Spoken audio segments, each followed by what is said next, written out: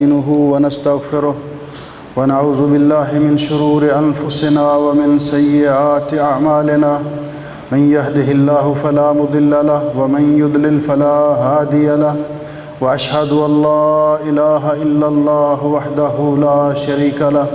وأشهد أن محمدًا عبده ورسوله يا أيها الذين آمنوا اتقوا الله حق تقاته ولا تموتن إلا وأنتم مسلمون يا أيها الناس اتقوا ربكم الذي خلقكم من نفس واحدة وخلق منها زوجها وبث منهما رجالا كثيرا ونساء واتقوا الله الذي تساءلون به والأرحام إن الله كان عليكم رقيبا يا أيها الذين آمنوا اتقوا الله وقولوا قولا سديدا يصلح لكم أعمالكم ويغفر لكم ذنوبكم ومن يطع الله ورسوله فقد فاز فوزا عظيما اللهم صل على محمد وعلى آل محمد كما صليت على إبراهيم وعلى آل إبراهيم إنك حميد مجيد اللهم بارك على محمد وعلى آل محمد كما باركت على إبراهيم وعلى آل إبراهيم إنك حميد مجيد أما بعد فيا أيها الناس إن خير الحديث كتاب الله وخير الهدي هدي محمد صلى الله عليه وسلم وشر الأمور محدثاتها وكل محدثة بدعة وكل بدعة ضلالة وكل ضلالة في النار۔ قابل صد احترام بزرگوں اور بھائیوں، لائق صد احترام ماؤں اور بہنوں، آج کے خطبہ جمعہ کا عنوان تو دراصل شیڈول کے مطابق یہ تھا منکرات الافراح، شادی اور بیاہ کے موقع پر ہونے والی شرعی مخالفتیں، لیکن یہاں کچھ احباب نے یہ تقاضا کیا کہ پچھلے جمعے میں شوہر کے حقوق بیان کیے جا چکے ہیں لیکن بیوی کے حقوق بیان نہیں کیے گئے، تو ان کے بارے میں گفتگو کی جائے۔ تو میں اس حوالے سے دونوں موضوعات کو مکس اپ کرنے کی کوشش کروں گا تاکہ آپ کا یہ مطالبہ بھی پورا ہو جائے اور شیڈول کے مطابق موضوع بھی بیان ہو جائے، کیونکہ یہ موضوع دونوں بہت اہم ہیں۔ جہاں تک شوہر اور بیوی کے حقوق کا تعلق ہے تو اللہ جل شانہ نے معاشرے میں امن و سکون کے قیام کے لیے اور ایک گھر کی پرسکون زندگی اور پرامن طریقے سے ایک گھر کی زندگی بنانے کے لیے اللہ جل شانہ نے فریقین پر، شوہر اور اس کی بیوی پر حقوق اور فرائض رکھے ہیں۔ ایک کے حقوق دوسرے کے فرائض ہیں، تو جس طرح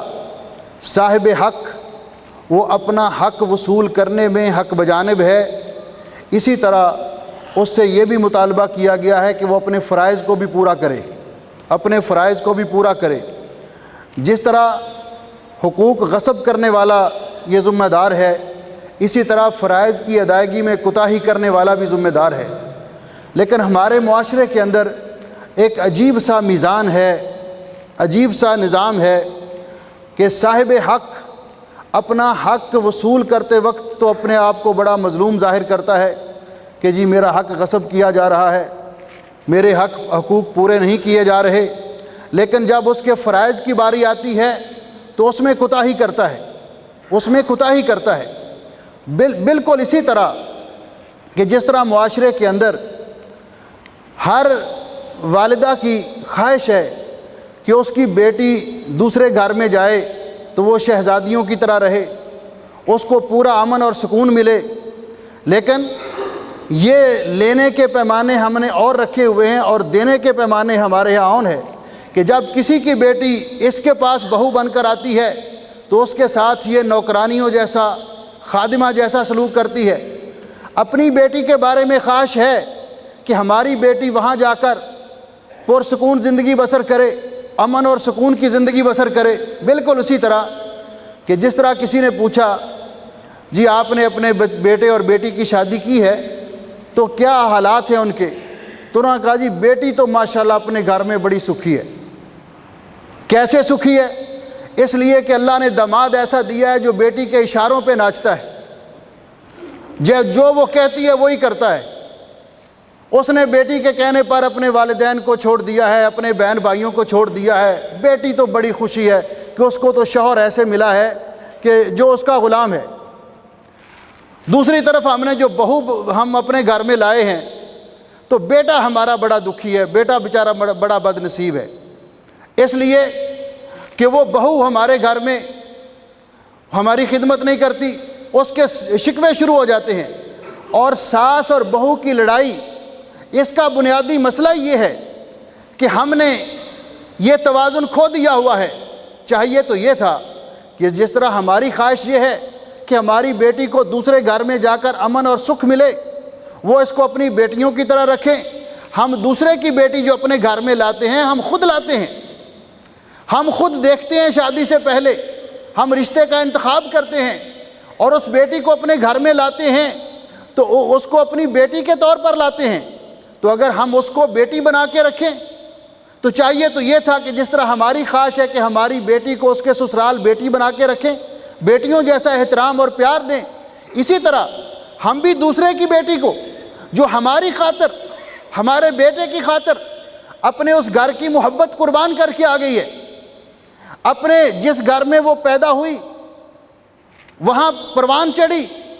جس میں اس نے زندگی کے شب و روز گزارے، بلوغت سے پہلے کا عرصہ اس نے گزارا، اسے بھی اپنے بہن بھائیوں کے ساتھ محبت تھی، اسے بھی اپنے والدین کے ساتھ محبت تھی، اسے بھی اپنے گھر کے ساتھ محبت تھی، اور وہ اللہ کا حکم مان کر اپنے شوہر کی خاطر ساری محبتیں قربان کر کے آئی ہے۔ تو اس کو اس کا متبادل تو ملنا چاہیے، اس گھر کے اندر آ کر اس کو بھی وہ محبت اور پیار ملنی چاہیے۔ لیکن چونکہ ہم نے اس بنیادی اصول کی خلاف ورزی کی ہے عمومی طور پر، جو اصول شریعت نے بیان کیا ہے اور مقرر کیا ہے، وہ اصول کیا ہے کہ ہمیں شریعت نے رہنمائی کی ہے پیارے نبی حضرت محمد رسول اللہ صلی اللہ علیہ وسلم نے کہ جب اپنے گھر کے لیے، اپنے بیٹے کے لیے بہو کا انتخاب کرو یا اپنے لیے بیوی کا انتخاب کرو تو فرمایا معیار 4 ہیں، ان چاروں معیاروں میں سے تنکح المرأۃ لأربع، 4 معیار ہیں، لحسبها ولمالها ولجمالها ولدینها،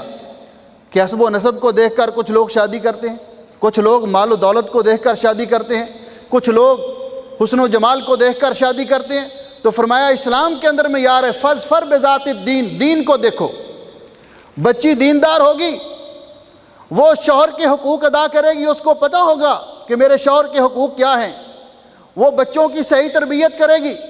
وہ اپنے ساس اور سسر کی خدمت کرے گی ثواب سمجھ کر۔ اور دوسری طرف بیٹی والوں کو بھی یہ کہا گیا اذا اتاکم من ترضون خلقہ ودینہ فزوجوہ، اگر ایسا رشتہ آپ کو میسر آ جائے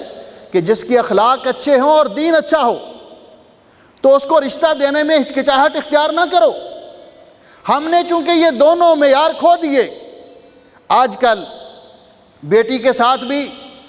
شادی کے وقت ہمارا یہ نظریہ ہوتا ہے کہ اخلاق کو نہیں دیکھنا، کوئی اور چیز نہیں، حسن و جمال دیکھیں گے اور ساتھ مال دیکھیں گے کہ اس کو جہیز کتنا ملے گا، اور یہ جہیز معاشرے کی وہ مصیبت بن چکی ہے، یہ جہیز معاشرے کی وہ لعنت بن چکی ہے، مصیبت بن چکی ہے کہ جس کی وجہ سے بہت ساری بچیاں ان کی شادی نہیں ہو پاتی، جبکہ شریعت کے اندر اس طرح کے جہیز کا مطالبہ کرنا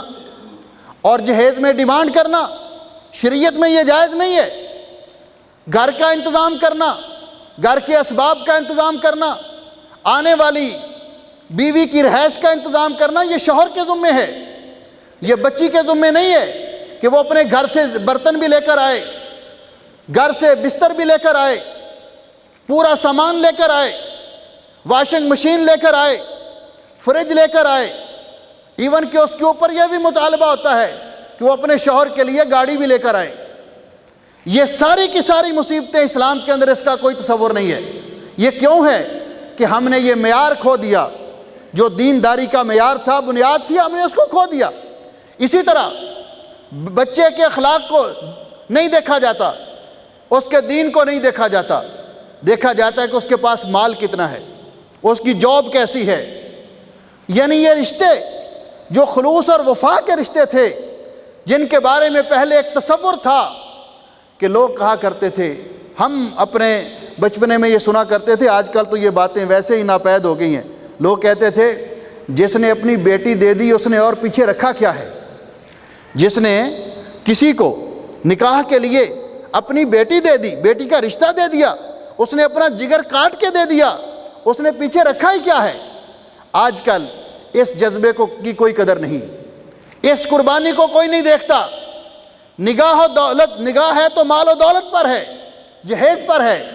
تو اسلام نے جو بنیاد مقرر کی ہے، پہلی بنیاد، اگر ہم اس پہ قائم رہیں، ہمارے بچے بھی ایسے ہوں جن کو دین کا علم ہو اور اپنی بیوی کے حقوق کو پہچانیں، اور بیویاں بھی ایسی ہوں، بیٹیاں بھی ایسی ہوں، ان کی ہم ایسی تربیت کریں جو اپنے شوہر کے حقوق کو پہچانیں،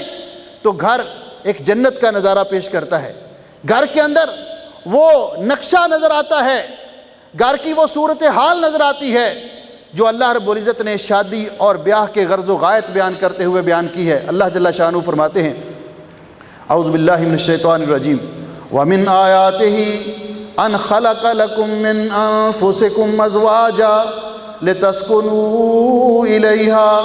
وَجَعَلَ بَيْنَكُم مَّوَدَّةً وَرَحْمَةً إِنَّ فِي ذَلِكَ لَآيَاتٍ لِقَوْمٍ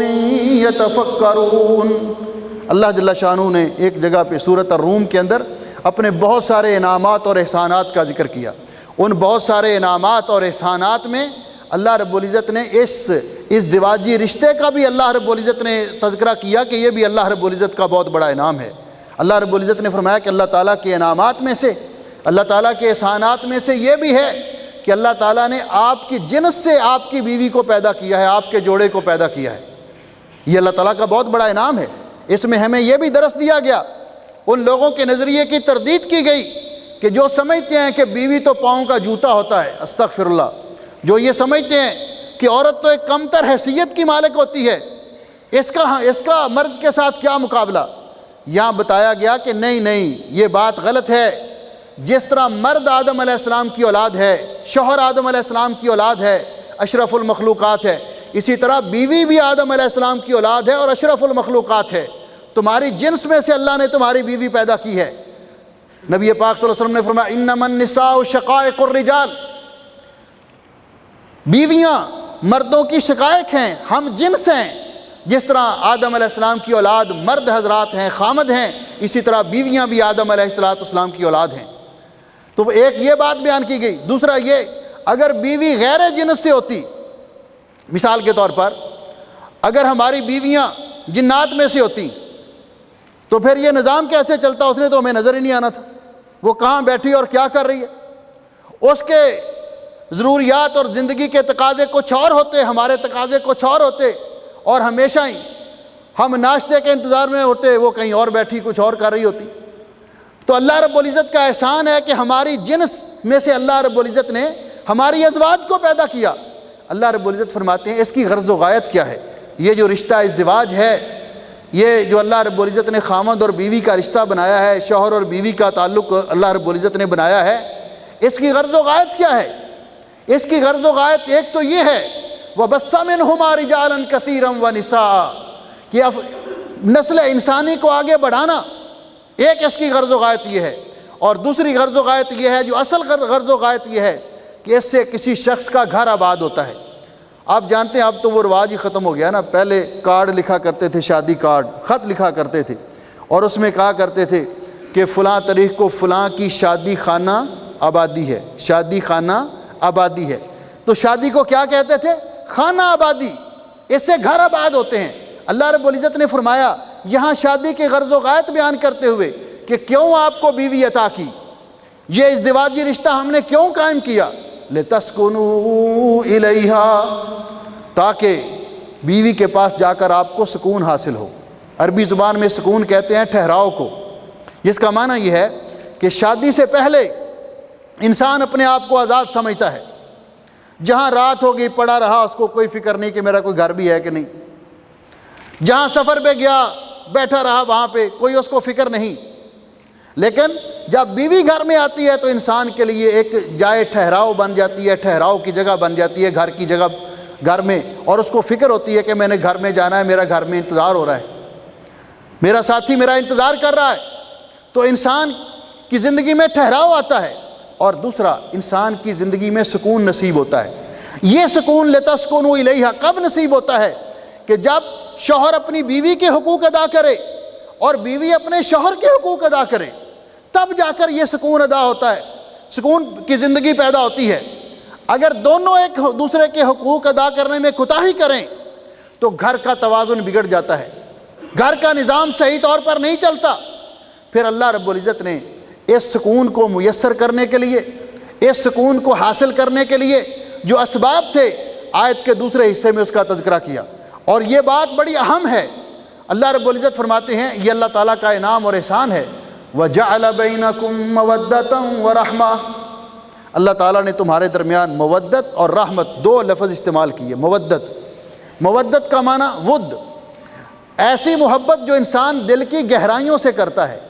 گویا کہ شوہر کو حکم دیا گیا ہے، شوہر کو رہنمائی کی گئی ہے کہ اگر کامل سکون چاہتے ہو گھر میں، اپنی زندگی میں ٹھہراؤ چاہتے ہو، اطمینان چاہتے ہو، تو اپنے دل کی گہرائیوں سے اس کے ساتھ محبت کرو جس کو آپ خود جس کا انتخاب کر کے اپنے گھر میں لائے ہو، اس کو احترام دو، اس کے ساتھ محبت کرو، اس کے ساتھ پیار کرو۔ اور بیوی کو بھی یہ حکم دیا گیا کہ اب جس کے ساتھ آپ کا نکاح ہو چکا ہے، اللہ تعالیٰ کے بعد سب سے پہلا حق اس کا آپ پر ہے۔ نبی پاک صلی اللہ علیہ وسلم نے فرمایا اگر میں کسی اور کو سجدہ کرنے کی اجازت ہوتی اللہ کے علاوہ تو میں بیوی کو حکم دیتا کہ وہ اپنے شوہر کو سجدہ کرتی۔ اللہ رب العزت نے شوہر کا اتنا حق رکھا ہے، اور نبی پاک صلی اللہ علیہ وسلم نے فرمایا کہ جس عورت پر اس کا شوہر ناراض ہے اللہ تعالیٰ بھی اس پر ناراض رہتا ہے، بشرط یہ کہ وہ ناراضگی شرعی ناراضگی ہو۔ تو دونوں کو حکم دیا کہ دونوں ایک دوسرے کے حقوق کا پاس کریں۔ اگر حقیقی طور پر سکون حاصل کرنا چاہتے ہیں، اپنی زندگی میں اطمینان حاصل کرنا چاہتے ہیں، تو دونوں خلوص کے ساتھ ایک دوسرے کے ساتھ محبت کریں۔ یہ رشتے لالچ کے نہیں ہوتے، یہ رشتے مفاد پرستی کے نہیں ہوتے، یہ ازدواجی رشتہ خلوص اور وفا کا رشتہ ہوتا ہے، یہ پیار و محبت کا رشتہ ہوتا ہے۔ اور اس کے بعد فرمایا کہ اس پیار و محبت کو قائم رکھنے کے لیے بھی جو چیز بڑی اہم ہے اس کا تیسرے نمبر پر ذکر کیا، وَجَعَلَ بَيْنَكُمْ مَوَدَّةً وَرَحْمَةً۔ رحمت کو ذکر کرنے کا مطلب کیا ہے؟ کہ شوہر بھی آخر انسان ہے، اس سے بھی کبھی کوئی کمی کوتاہی ہو جاتی ہے، تو اگر شوہر سے کوئی کمی کوتاہی ہو جائے تو بیوی اس کی اس خطا کو، اس کی کمی اور کوتاہی کو نظر انداز کرے، صرف نظر اس کو مسئلہ نہ بنائے، اس کو دوسروں کے سامنے اچھالے نہیں، اپنے سرتاج کو بدنام نہ کرے، لوگوں کے سامنے اس کو ڈیگریڈ نہ کرے، لوگوں کے سامنے اس کی بے عزتی اور توہین نہ کرے، اس کی حیثیت کو کم نہ کرے، بلکہ درگزر کرے۔ اور شوہر کو بھی حکم دیا گیا کہ بیوی بھی انسان ہے، بیوی سے بھی کوئی کمی کوتاہی ہو جاتی ہے، کبھی ناشتے میں دیر ہوگی، کبھی کھانا پکانے میں دیر ہوگی، کبھی کپڑے استری کرنے میں دیر ہوگی، وہ معاملات جن کے اندر صرف نظر کیا جا سکتا ہے تو شوہر بھی اس کو انسان سمجھ کر اس سے درگزر کرے۔ یہ نہیں کہ بات بات پر اس کے ساتھ لڑائی جھگڑا کرے، اس کو کوستا رہے، گالی گلوچ کرتا رہے، ڈانٹتا ڈپٹتا رہے، یہ بھی جائز نہیں۔ اس کے ساتھ بھی سکون برباد ہوتا ہے اور محبت میں دراڑیں پڑتی ہیں، بلکہ کیا کرے کہ درگزر کرے۔ حضرت ابو درداء رضی اللہ تعالی عنہ کی جب شادی ہوئی، اور یہ صحابہ اکرام میں حضرت ابو درداء رضی اللہ تعالیٰ عنہ کا وہ مقام ہے جن کو حکیم الامہ کہا جاتا ہے، حکیم الامت، امت کے دانا آدمی، انتہائی نیک صحابی۔ جب ان کی شادی ہوئی ام درداء رضی اللہ تعالیٰ عنہ کے ساتھ، تو انہوں نے شادی کے وقت انہیں کہا اگر آپ چاہتی ہیں کہ آپ ہمارا یہ رشتہ ازدواجی پیار و محبت کے ساتھ گزر جائے، ہماری زندگی اطمینان اور سکون کے ساتھ گزر جائے، ہمارے درمیان کلیش نہ ہو، لڑائی جھگڑا نہ ہو، تو پھر آج ایک اصول طے کر لیتے ہیں کہ جب کبھی آپ مجھے ناراض دیکھیں تو اپنے آپ کو نرم کر لیا کرو، اور جب کبھی میں آپ کو غصے میں دیکھوں گا تو میں اپنے آپ کو نرم کر لیا کروں گا۔ ساری عمر گزر گئی، کبھی ان دو میاں بیوی کے درمیان اختلاف نہیں ہوا۔ یہ معنی ہے رحمت کا کہ دونوں ایک دوسرے کی کمی کوتاہی اور کوئی ہو جائے تو اس سے درگزر کرنے کی ہمت رکھتے ہوں اپنے اندر، تو پھر صحیح معنوں میں یہ سکون اور اطمینان حاصل ہوگا۔ میرے بھائیوں اور میری بہنوں، اللہ جل شانہ نے جو مقام دیا ہے بیوی کو اور شوہر کو اس کے بارے میں جن احکام کا، جن حقوق کو پاس رکھنے کا حکم دیا ہے رسول اکرم صلی اللہ علیہ وسلم کے خطبہ حجۃ الوداع سے، وہ خطبہ جو پوری تاریخ اسلام میں مسلمانوں کے لیے ایک تاریخ ساز اور فقید المثال خطبہ ہے، جس میں آپ نے زندگی گزارنے کے تمام اصول بیان کر دیے۔ اور یہ مسئلہ اتنا اہم تھا کہ رسول اکرم صلی اللہ علیہ وسلم نے اس موقع پر بھی شوہر اور بیوی کے حقوق کو بیان کیا تاکہ گھروں کے اندر سکون پیدا ہو۔ گھروں کے اندر سکون ہوگا تو معاشرہ پرسکون ہوگا، اسلامی معاشرے کی جھلک نظر آئے گی، کیونکہ اسلامی معاشرہ پرامن معاشرہ ہے۔ آپ نے فرمایا کہ یہ تمہاری بیویاں جو تمہارے گھروں میں آئی ہیں اپنے طور پر نہیں آئی، استحللتم فروجہن بکلمات اللہ، آپ ان کو اپنے گھر میں لائے ہیں تو اللہ کا حکم مان کر۔ اور میرے بھائیوں اور میری بہنوں ذرا غور کیجئے، بیٹی جس کے ساتھ تمام والدین کو بہت پیار ہوتا ہے، بیٹوں کے ساتھ بھی بہت پیار ہوتا ہے، لیکن بیٹی کے ساتھ محبت زیادہ ہوتی ہے۔ بیٹی اپنے والدین کے ساتھ زیادہ محبت کرتی ہے، اپنے بہن بھائیوں کے ساتھ زیادہ محبت کرتی ہے۔ جس کو ہم نے 18 19 20 برس کی عمر تک کھلایا پلایا اور پڑھایا، کیا باقی زندگی ہم اس کے اخراجات برداشت نہیں کر سکتے؟ کس کا جی چاہتا ہے کہ اپنے جگر گوشے کو، اپنے دل کے ٹکڑے کو دوسرے کے گھر بھیج دے جہاں پتہ نہیں اس کے ساتھ کیسا سلوک ہوگا؟ کیوں بھیجتے ہیں؟ اللہ کا حکم مان کر، اللہ کا حکم مان کر۔ اگر اللہ کا حکم نہ ہوتا، پیارے نبی حضرت محمد رسول اللہ صلی اللہ علیہ وسلم کا ارشاد نہ ہوتا، تو کوئی والدین بھی اپنی بیٹی کو کسی دوسرے گھر میں بھیجنے کے لیے تیار نہ ہوتے۔ تو آپ نے فرمایا تم ان عورتوں کو اپنے گھروں میں لائے ہو اللہ کا حکم مان کر، اللہ کا نام لے کر۔ فَإِنَّهُنَّ عِنْدَكُمْ عَوَانٌ، یہ آپ کے گھر میں ہیں، اب آپ کے گھر میں محصور ہیں، محبوس ہیں، آپ کی چار دیواری کے اندر ہیں۔ اب ان کے حقوق کا پاس رکھنا آپ کے لیے بہت ضروری ہے۔ اور آپ نے ان حقوق کا تذکرہ کرتے ہوئے فرمایا، آپ نے فرمایا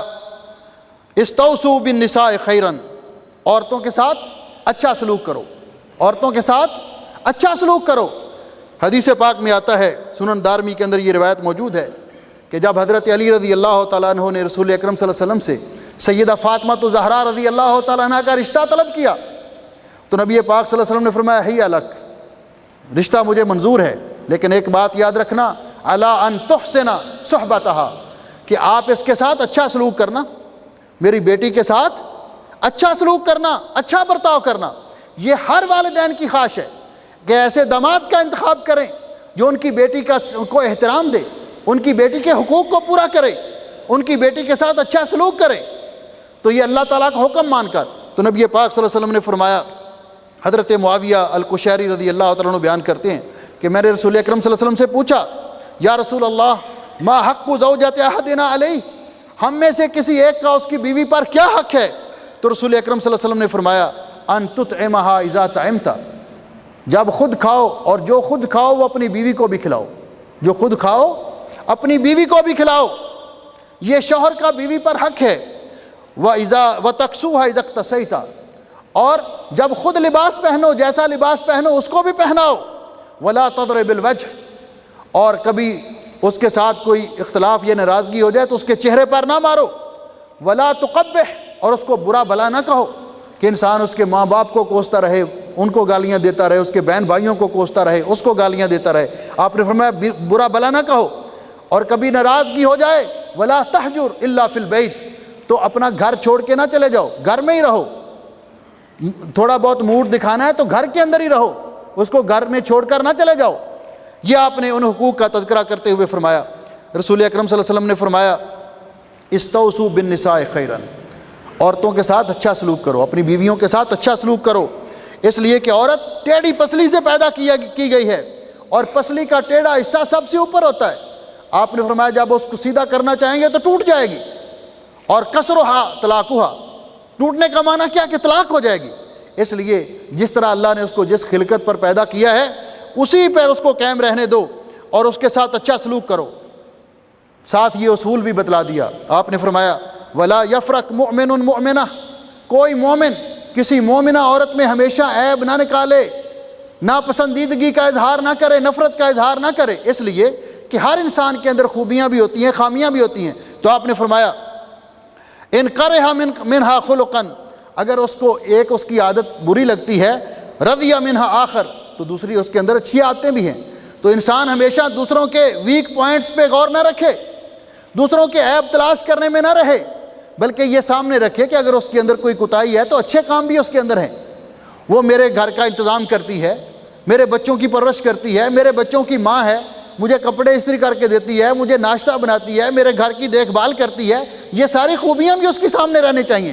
تو جو حقوق عورت کے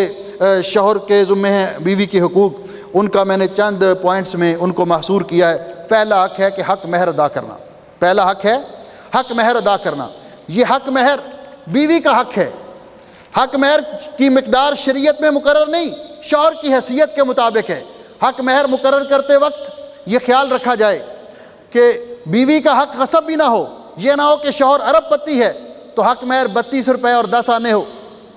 یہ بھی نہیں صحیح شوہر کی حیثیت کے مطابق۔ اور یہ بھی نہیں صحیح کہ شوہر بیچارہ کنگلا اور فقیر ہو اور حق مہر کروڑوں میں رکھا جائے، یہ بھی صحیح نہیں۔ شوہر کی حیثیت کے مطابق حق مہر مقرر کیا جائے، اور یہ حق مہر بیوی کا حق ہے، یہ حق مہر بیوی کا حق ہے۔ اگر شوہر اپنی بیوی سے معاف کروا لے تو ٹھیک، اگر نہیں معاف کروائے گا تو اسی طرح مر گیا تو قیامت کے دن اللہ تعالیٰ اس سے یہ حق اس کو وصول کر کے دیں گے۔ یہ حقوق العباد سے اس کا تعلق ہے، یہ ویسے معاف نہیں ہوگا جب تک وہ صاحب حق معاف نہیں کرے گا۔ تو پہلا حق کہ بیوی کو اس کا حق مہر دیا جائے۔ اس حق مہر کو دینے کے بعد بیوی کو اختیار ہے، وہ جہاں چاہے اس میں تصرف کرے، یہ اس کی ملکیت ہے۔ دوسرا حق یہ ہے کہ بیوی کے ساتھ حسن سلوک کرے۔ اللہ رب العزت نے حکم دیا وَعَاشِرُوهُنَّ بِالْمَعْرُوفِ، اپنی ازواج کے ساتھ معروف طریقے سے، اچھے طریقے سے، پیار و محبت کے ساتھ زندگی بسر کرو۔ رسول اکرم صلی اللہ علیہ وسلم نے فرمایا، حضرت ابن عباس رضی اللہ تعالیٰ عنہ فرماتے ہیں قال خیرکم خیرکم لأہلی، تم میں سب سے بہتر وہ ہے جو اپنے اہل و عیال کے لیے، اپنے گھر والوں کے لیے بہتر ہے، اپنی بیوی کے لیے بہتر ہے۔ وَأَنَا خَيْرُكُمْ لِأَهْلِي، میں تم سب سے زیادہ اپنی بیویوں کے لیے بہتر ہوں اور ان کے حق میں بہتر ہوں۔ کیا معنی ہے اس کا حسن معاشرت کا؟ کہ شوہر اپنی بیوی کے یہ نہیں کہ باہر دوستوں کے ساتھ ہنستا کھیلتا ہے، گپ شپ لگاتا ہے، گھر میں آتا ہے تو اس طرح جس طرح ڈکٹیٹر ہوتا ہے، اس کے چہرے پر کبھی تبسم ہی نہیں آتا،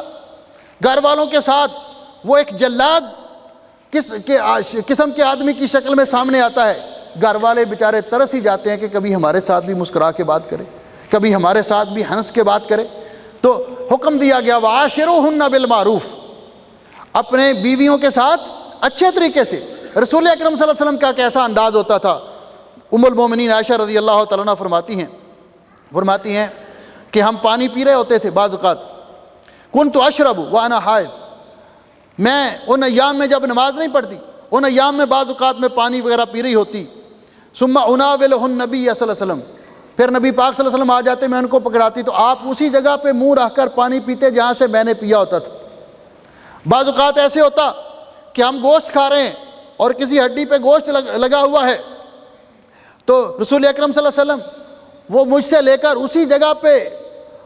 جگہ سے گوشت کو نوچتے جہاں سے میں کھا رہی ہوتی تھی۔ اس قدر آپس میں پیار اور محبت تھا۔ آپ فرماتی ہیں کہ رسول اکرم صلی اللہ علیہ وسلم نے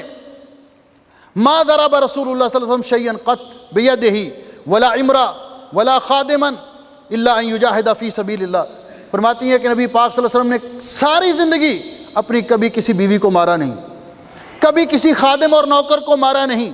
آپ نے صرف تلوار استعمال کی ہے تو اللہ کی راہ میں جہاد کرتے وقت، اس کے علاوہ آپ نے کبھی کسی کو مارا نہیں۔ آپ بعض اوقات گھر کے کاموں میں اپنی ازواج کا ہاتھ بٹاتے تھے۔ یہ حسن سلوک ہے کہ انسان گھر والوں کے ساتھ پیار و محبت کی زندگی بسر کرے۔ اور بیوی کو مارنا پیٹنا، جس طرح پہلی حدیث میں آپ سن چکے ہیں کہ ہمیشہ مارتے رہنا، مارنا اور پیٹنا بلا وجہ مارتے رہنا، یہ محبت کے لیے قاتل ہے۔ انسان کے اندر برداشت ہونی چاہیے۔ انسان کو، شوہر کو، جس طرح کہ اللہ نے گھر کی سربراہی بخشی ہے، اس کو بڑے پن کا مظاہرہ کرنا چاہیے۔ بات بات پہ تنقید کرنا، بات بات پہ مارنا، یہ کیسا؟ رسول اکرم صلی اللہ علیہ وسلم نے تو یہاں تک فرمایا کہ اس آدمی کو کیسا محسوس ہوتا ہے کہ دن کے وقت وہ اپنی بیوی کو مارتا ہے، پھر رات کو ازدواجی تعلقات کے لیے پھر اس کے پاس جا رہا ہوتا ہے، تو وہ کیسا اس کو محسوس ہوتا ہے؟ تو آپ نے بڑے واضح طور پر، ہاں کوئی ایسی بات ہو جس میں، تو پھر بھی آپ نے فرمایا کہ تادیب کرتے وقت چہرے سے پر مارنے سے گریز کرنا چاہیے۔ تیسرا حق یہ ہے نان و نفقہ، بیوی کے اخراجات، چونکہ وہ نکاح کر کے ہمارے گھر میں آ چکی ہے، اس کا نان و نفقہ، اس کا کھانے پینے کا انتظام کرنا یہ شوہر کے ذمہ ہے، یہ شوہر کے ذمہ ہے۔ اللہ جل شانہ قرآن پاک میں فرماتے ہیں وَعَلَى الْمَوْلُودِ لَهُ رِزْقُهُنَّ وَكِسْوَتُهُنَّ بِالْمَعْرُوفِ لَا تُكَلَّفُ نَفْسٌ إِلَّا وُسْعَهَا، اور یہ نان و نفقہ معروف طریقے کے ساتھ شوہر کی حیثیت کے مطابق، بیوی کے لیے کھانا، بیوی کے لیے کھانے پینے کا انتظام کرنا، جو اس کی ضروریات ہیں، بچوں کے لیے کھانے پینے کا انتظام کرنا، لیکن اپنی حیثیت کے مطابق۔ یہ نہیں کہ شوہر فقیر ہے، بیچارے کی 150 دینار تنخواہ ہے، اور بیوی ہر روز کہتی ہے نہیں ہم نے وہ کراؤن پلازا میں جا کر کھانا کھانا ہے، آج ہم نے وہ فلاں جگہ پہ جا کر کھانا کھانا ہے، تو وہ بیچارہ افورڈ نہیں کر سکتا۔ تو بیوی کو اس طرح کی فضول خرچی سے اجتناب کرنا چاہیے، بلکہ گھر کا نظام چلانے میں اپنے شوہر کا تعاون کرنا چاہیے، اور اس کی حیثیت کے مطابق اپنے اخراجات کا حجم بنانا چاہیے۔ لیکن شوہر کو بھی چاہیے، اگر اللہ تعالیٰ نے اس کو حیثیت دی ہے تو وہ بھی اپنا ہاتھ اتنا تنگ نہ کرے کہ گھر والوں کے اخراجات ہی پورے نہیں ہوتے، گھر والوں کو کھانے پینے کے لیے بھی کچھ میسر نہ کرے۔ رسول اکرم صلی اللہ علیہ وسلم نے ارشاد فرمایا، صحیح مسلم کے اندر یہ حدیث ہے، آپ نے فرمایا کفا بالمرء اثما ان یضیع من یعول، آدمی کے لیے گناہ گار ہونے کے لیے یہی بہت بڑی بات ہے کہ آدمی ان کو ضائع کر دے جن کا نان و نفقہ ان کے ذمہ ہے، جن کا نان و نفقہ ان کے ذمہ ہے۔ اور سب سے پہلے جو انسان کی کفالت میں آتی ہے وہ اس کی بیوی ہے، وہ اس کی بیوی ہے۔ اسی لیے ابو سفیان رضی اللہ تعالیٰ عنہ کی بیوی ہندہ نے جب نبی پاک صلی اللہ علیہ وسلم کے پاس آ کر یہ شکایت کی کہ اللہ کے رسول صلوات اللہ وسلم علیہ، ابو سفیان مالدار آدمی ہے لیکن ہے بڑا بخیل، وہ ہمیں اخراجات کے لیے اتنا کچھ نہیں دیتا جو میرے لیے اور میرے بچوں کے لیے کافی ہو، تو کیا میں اس کو بتائے بغیر اس کی پاکٹ سے اپنے اور بچوں کے لیے جو اخراجات کے پیسے نکال سکتی ہوں؟ تو نبی علیہ السلام نے فرمایا کہ ہاں اگر وہ ایسے کرتا ہے، خُذِي مَا يَكْفِيكِ وَوَلَدِكِ بِالْمَعْرُوفِ، اس کی پاکٹ سے آپ معروف طریقے سے، یعنی فضول خرچی کے لیے نہیں، ضرورت کے مطابق پیسے نکال سکتی ہیں۔ نبی پاک صلی اللہ علیہ وسلم نے اس کی اجازت دی، اور ساتھ رسول اکرم صلی اللہ علیہ وسلم نے ہمیں یہ بھی ترغیب دلائی ہے۔ نبی پاک صلی اللہ علیہ وسلم ارشاد فرماتے ہیں، عن ابی ہریرہ رضی اللہ تعالیٰ عنہ، حضرت ابو ہریرہ رضی اللہ تعالیٰ عنہ سے روایت ہے کہ رسول اکرم صلی اللہ علیہ وسلم نے فرمایا دینار انفقتہ فی سبیل اللہ، ایک دینار وہ ہے جس کو آپ اللہ کی راہ میں خرچ کرتے ہیں، ودینار انفقتہ فی رقبہ، ایک وہ دینار ہے جو آپ غلام آزاد کرنے میں خرچ کرتے ہیں، ودینار تصدقت بہ علی مسکین، اور ایک وہ دینار ہے جس کو آپ مسکینوں پر صدقہ کرتے ہیں، ودینار انفقتہ علی اہلک، اور ایک وہ دینار ہے جو آپ اپنی بیوی پر، بچوں پر خرچ کرتے ہیں، اپنے گھر والوں پر۔ آپ نے فرمایا اعظمها اجرا الذي انفقته على اهلك، سب سے عظمت والا، سب سے افضل دینار وہ ہے جو آپ نے اپنے گھر والوں پہ خرچ کیا، جو آپ نے اپنے گھر والوں پہ خرچ کیا۔ اس لیے گھر والوں کے اخراجات، ان کی ضروریات کو پورا کرنے میں بخل کا مظاہرہ نہیں کرنا چاہیے۔ یہ بیوی کے لیے کھانے کا انتظام کرنا، اس کے کھانے پینے کی ضروریات کو پورا کرنا، یہ شوہر کا حق ہے۔ اس کا معنی یہ نہیں ہے کہ جو آج کل معاشرے میں سمجھا جاتا ہے کہ جی چونکہ کھانا شوہر کے ذمہ ہے اس لیے بیوی کے ذمہ کھانا پکانا نہیں ہے، شوہر ہوٹل سے لائے کھانا، یہ بھی مفہوم غلط ہے۔ رسول اکرم صلی اللہ علیہ وسلم نے، امام ابن قیم رحمۃ اللہ علیہ فرماتے ہیں کہ حضرت علی رضی اللہ تعالیٰ عنہ اور سیدہ فاطمہ رضی اللہ تعالیٰ عنہما جب آپ کے پاس گئے تو آپ نے ان کے لیے فیصلہ کیا تھا کہ حضرت علی کما کر لائیں گے اور فاطمہ رضی اللہ تعالیٰ عنہ وہ گھر میں کھانا پکائیں گی، گھر کا انتظام کریں گی۔ تو شوہر باہر سے کمائی کر کے لائے گا، گھر کی صفائی کرنا، گھر میں کھانا پکانا، روٹیاں پکانا، بچوں کو کھانا تیار کر کے دینا، یہ سب بیوی کی ذمہ داری ہے، یہ سب بیوی کی ذمہ داری ہے۔ شوہر کے لیے ذمہ نہیں ہے کہ وہ باہر سے کھانا خرید کر کے لائے، وہ کھانے کے لیے جو اسباب ہیں وہ مہیا کرے، راشن مہیا کرے، اس کو پکانا اور تیار کرنا یہ بیوی کی ذمہ داری ہے، یہ گھر کی ذمہ داریوں میں سے آتی ہے۔ اسی طرح بیوی کی رہائش کا انتظام کرنا، اور رہائش بھی کیسی؟ اللہ رب العزت فرماتے ہیں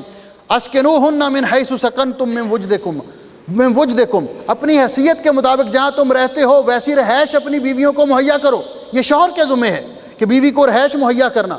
اور یہ رہائش کیسی ہو؟ شوہر کی حیثیت کے مطابق۔ شوہر بیچارہ 2.5 مرلے کے اگر مکان میں رہتا ہے، اس نے بڑی مشکل سے وہ مکان بنایا، تو بیوی کہتی ہے نہیں 4 کنال کی کوٹھی چاہیے، تو یہ بیوی کا مطالبہ درست نہیں ہے۔ جہاں شوہر رہ رہا ہے اپنی حیثیت کے مطابق، وہ اپنی حیثیت کے مطابق بیوی کو رکھے گا، لیکن بیوی کی رہائش شوہر کے ذمہ ہے، شوہر کی حیثیت کے مطابق۔ اسی طرح بیوی کے گھر والوں کو، اپنی بیوی کو دین کی تعلیم دینا، شریعت کی مخالفت سے روکنا، یہ بھی حق ہے بیوی کا شوہر پر۔ شوہر کی یہ ذمہ داری ہے کہ وہ بیوی کا، کیوں کہ اللہ رب العزت نے ہمیں حکم دیا ہے، اللہ تعالیٰ کا ارشاد گرامی ہے، یا ایھا الذین آمنوا قوا انفسکم واہلیکم نارا، اے ایمان والو اپنے آپ کو بھی اور خود کو بھی جہنم، اپنے آپ کو بھی اور اپنے گھر والوں کو بھی جہنم کی آگ سے بچاؤ۔ حضرت مالک ابن حویرث رضی اللہ تعالیٰ عنہ جب آئے اور اسلام قبول کیا تو نبی پاک صلی اللہ علیہ وسلم نے ان کو حکم دیا، ارجعوا الی اہلیکم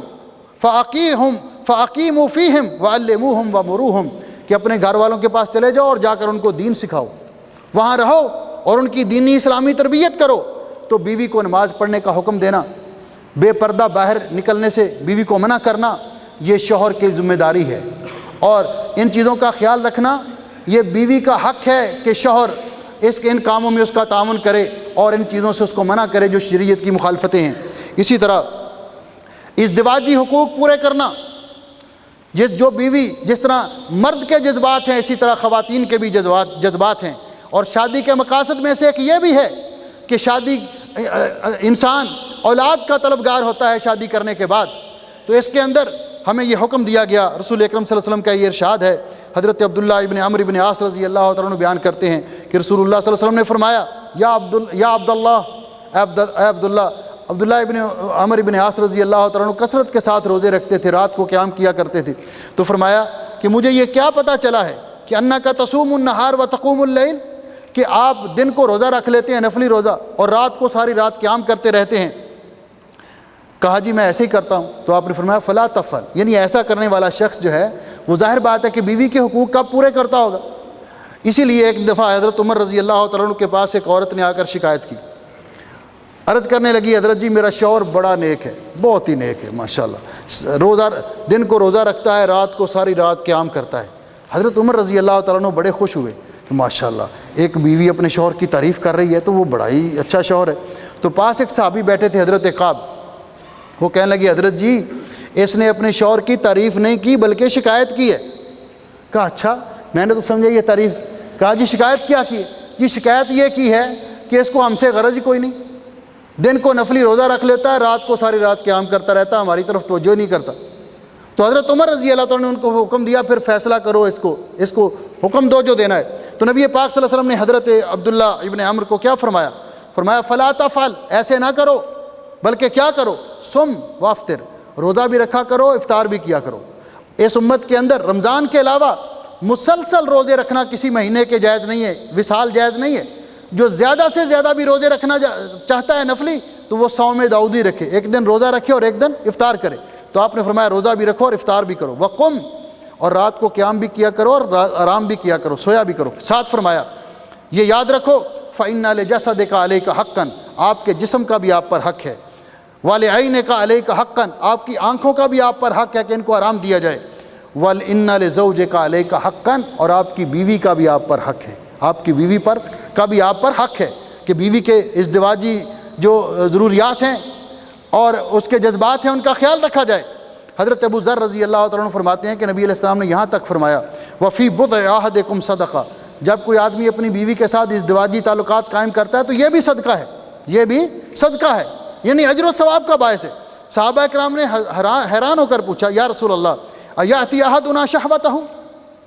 ہم میں سے کوئی ایک اپنی بیوی کے پاس جا کر اپنی ضرورت کو پورا کرتا ہے اور پھر بھی اس کو اجر ملتا ہے؟ تو آپ نے فرمایا یہ بتاؤ أَرَأَيْتُمْ لَوْ وَضَعَهَا فِي حَرَامٍ أَكَانَ عَلَيْهِ وِزْرٌ، یہ بتاؤ کہ اگر وہ غلط جگہ پر یہ کام کرے گا تو اس کو گناہ ہوگا کہ نہیں ہوگا؟ جی بالکل گناہ تو ہوگا، یہ بہت بڑا جرم ہے بدکاری کرنا۔ تو آپ نے فرمایا اسی طرح وہ جائز اپنی شرعی اور حلال بیوی کے پاس جائے گا تو اللہ اس کو اجر دے گا، اللہ اس کو اجر دے گا۔ تو اس کے اندر اللہ نے اجر و ثواب رکھا ہے۔ اسی طرح بیوی کے حقوق میں سے یہ بھی ہے کہ شوہر بیوی کے والدین کے ساتھ اچھا سلوک کرے، بیوی کے رشتہ داروں کے ساتھ اچھا سلوک کرے، کسی شوہر کے لیے جائز نہیں، کیونکہ اطاعت جو ہے وہ معروف کے کاموں میں ہے۔ جب شوہر شریعت کی مخالفت کا حکم دے گا تو بیوی کے لیے وہ حکم ماننا ضروری نہیں ہے۔ کیونکہ اللہ تعالیٰ نے فرمایا لا طاعۃ رسول اکرم صلی اللہ علیہ وسلم نے فرمایا لا طاعۃ مخلوق فی معصیت الخالق، جب اللہ کی نافرمانی ہوتی ہو تو پھر مخلوق کی بات ماننا یہ جائز نہیں ہے۔ تو فرمایا اللہ تعالیٰ نے قرآن پاک میں هو الذی خلق من الماء بشرا، اللہ تعالیٰ وہ ذات ہے جس نے پانی سے انسان کو پیدا کیا، فجعلہ نسبا وصہرا، اللہ تعالیٰ نے اس کے لیے دو رشتے بنائے، ایک نسبی رشتہ ہے، ایک سسرالی رشتہ ہے، دونوں کا احترام کرنا انسان کے لیے ضروری ہے۔ تو کسی شوہر کے لیے جائز نہیں کہ وہ بیوی کو اس کے والدین کو ملنے سے روکے، یہ صلہ رحمی کے خلاف ہے۔ جس طرح شوہر اپنے بہن بھائیوں والدین سے ملنا چاہتا ہے، اس طرح بیوی کو بھی یہ حق ہے، اب اس کے اپنے بہن بھائیوں سے ملنے سے منع کرے، یہ شوہر کے لیے جائز نہیں ہے۔ اسی طرح بیوی کے حقوق میں سے یہ حق بھی ہے کہ شوہر بیوی کے بارے میں بدگمانی سے بچے، اور اس کے بارے میں شریعت نے ایک ضابطہ بیان کیا جس کی عمومی طور پر آج کل مخالفت ہوتی ہے۔ آدمی باہر گیا ہوا ہے، دوسرے ملک میں کمائی کرنے کے لیے گیا ہوا ہے، سفر پہ گیا ہوا ہے، تو آپ نے فرمایا کہ اچانک گھر میں نہ آئے، جس طرح ہم کہتے ہیں نا سرپرائز دینا، آپ نے فرمایا ایسے نہ کرے، بلکہ آنے سے پہلے اطلاع دے، آنے سے پہلے اطلاع دے کہ میں فلاں وقت پہنچ رہا ہوں، فلاں دن پہنچ رہا ہوں۔ حدیث پاک میں آتا ہے کہ رسول اکرم صلی اللہ علیہ وسلم جب باہر سفر پہ جاتے اور مدینے میں آتے رات کو، تو آپ صحابہ کرام سے کہتے کہ گھر کے باہر ٹھہرو، گھر والوں کو اطلاع دو، پھر جا کر، یا اگر دوپہر کے وقت آ جاتے تو وہیں باہر پڑاؤ کرتے۔ اچانک گھر میں جانے سے آپ نے منع فرمایا، کیوں؟ آپ نے فرمایا اذا قدم احدکم لیلا فلا یاتین اہلہ طروقا، جب کوئی رات کے وقت باہر سے آئے، سفر پہ گیا ہوا ہے، تو اچانک اپنے گھر میں نہ جائے، حتی تستحد المغیبۃ وتمتشط الشعثۃ، حتیٰ کہ عورت جو ہے وہ اپنا لباس درست کر لے، اپنے بال درست کر لے، اپنی صفائی کر لے، کہیں ایسے نہ ہو کہ شوہر باہر سے اچانک آئے اور بیوی کی حالت دیکھ کر وہ بدگمان ہو جائے یا اس کا دل نفرت کر لے، تو پھر اس کے لیے وہ مسئلہ مشکل ہو جائے۔ تو اس طرح گھر سے جب عمومی طور پر بھی گھر میں داخل ہو تو آپ نے فرمایا کہ گھر کا دروازہ کھٹکھٹا کے داخل ہو، تاکہ گھر والے اپنا کپڑا وغیرہ درست کر لیں اور السلام علیکم کہہ کر داخل ہو، کیونکہ جو جہاں سے بھی بدگمانی ہوتی ہے، بیوی کو بھی حکم دیا گیا وہ بھی ایسے نہ کرے کہ شوہر کو اس کی کمپنی میں کسی سیل گرل کا فون آ گیا تو وہ اس کے ساتھ مسئلہ کھڑا کر لے کہ یہ پتہ نہیں آپ نے کتنی رکھی ہوئی ہیں باہر، اور شوہر بھی ایسے نہ کرے کہ اگر بیوی کے کسی رشتہ دار کا فون آ گیا تو اس کو کہے پتہ نہیں تیرے کیسے تعلقات ہیں۔ یہ بدگمانیوں سے بچنا چاہیے اپنے گھر والوں کے۔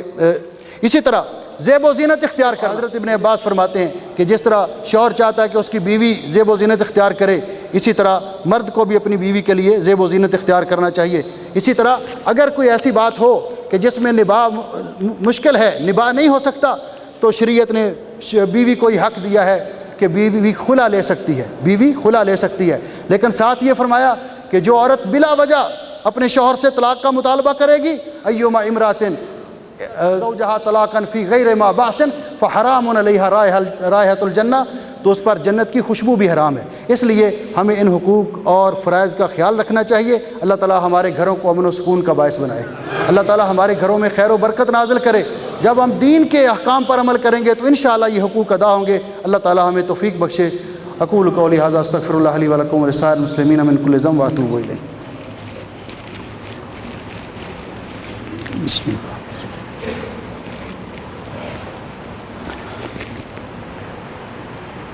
ان الحمد للہ نحمده ونستعینه ونستغفره ونعوذ باللہ من شرور انفسنا ومن سیئات اعمالنا من يهده الله فلا مضل له ومن يضلل فلا هادي له واشهد ان لا اله الا الله وحده لا شريك له واشهد ان محمدا عبده ورسوله اما بعد۔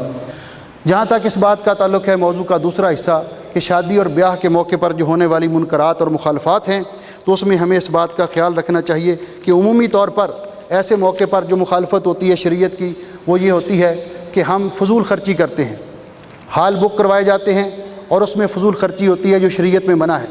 دوسری بات ایسے موقع پر جو ہوتی ہے کہ بے پردگی مرد و زن کا اختلاط، جبکہ پردے کا حکم اللہ تعالیٰ نے دیا ہے، تو یہ بے پردگی بھی شرعی مخالفات میں سے ہے۔ اسی طرح جو اس سے بھی بڑھ کر مخالفت ہوتی ہے کہ جو ویڈیو فلمیں بنائی جاتی ہیں، آپ دیکھیں کہ خواتین کے اندر مرد جا کر ویڈیو فلمیں بناتے ہیں، وہ پردہ دار خواتین جو اپنے گھر میں تو پردہ کرتی ہیں، جب ان کی تصویریں بن گئی، ویڈیو فلمیں بن گئی اور وہ دوسرے لوگوں تک پہنچیں گی تو وہ گھر میں بیٹھ کر دیکھتے رہیں تو پردہ کرنے کا کیا فائدہ؟ تو یہ سب سے بڑی مخالفت ہے۔ اسی طرح شادی بیاہ کے موقع پر مخالفت یہ بھی ہے